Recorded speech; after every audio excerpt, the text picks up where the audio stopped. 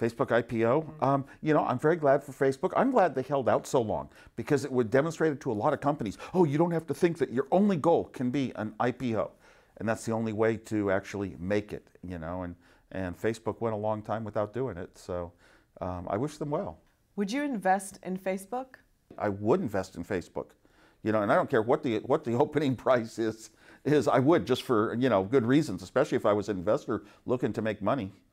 You and Mark Zuckerberg have very similar career trajectories, from tech geeks to founders of multi-billion-dollar conglomerates.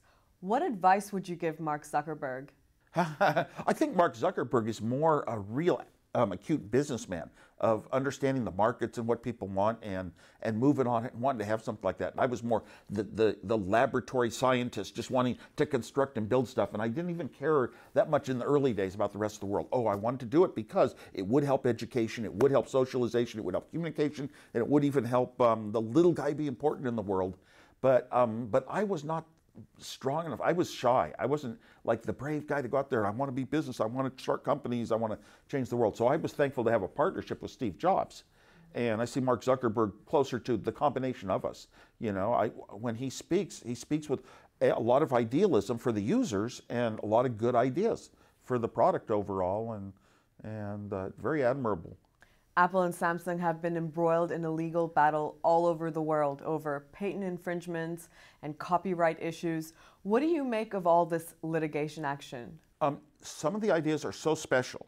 For example, when Apple came out with the iPhone, they had a small little tap keyboard that you'd make mistakes on, but it figured out what words you meant. Sure, it might have been done before, but not in this kind of device. And you'd hold a hand on something, and up would pop a magnified window that you could scroll around and edit.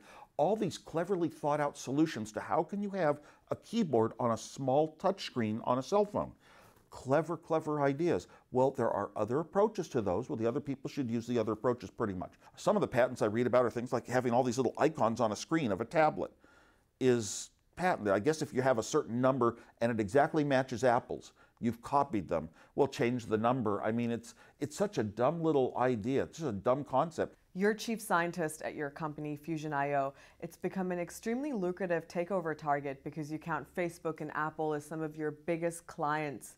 What are your thoughts on Fusion.io being potentially acquired? I realized that once you have an IPO like Fusion.io did, oh my gosh, you've now got to look at targets that you can add to your base to support yourself against the coming competition, and you've also got to worry about who might acquire you. And is that good or bad? It's sort of a sellout in my mind. Has Steve Jobs' death made you think about your legacy? And if so, what would you like to be remembered for? My childhood goal was to be an engineer, and if I'm recognized as a great engineer, the way I chose to do wires, things my head came up with that other heads wouldn't have come up with, that's how I'd rather be judged than, oh, starting this big revolution, personal computers, and all that stuff today. I'm kind of shy, and I just would rather be unnoticed. I'm the person who would like to go everywhere and not be known, so I'm here by accident.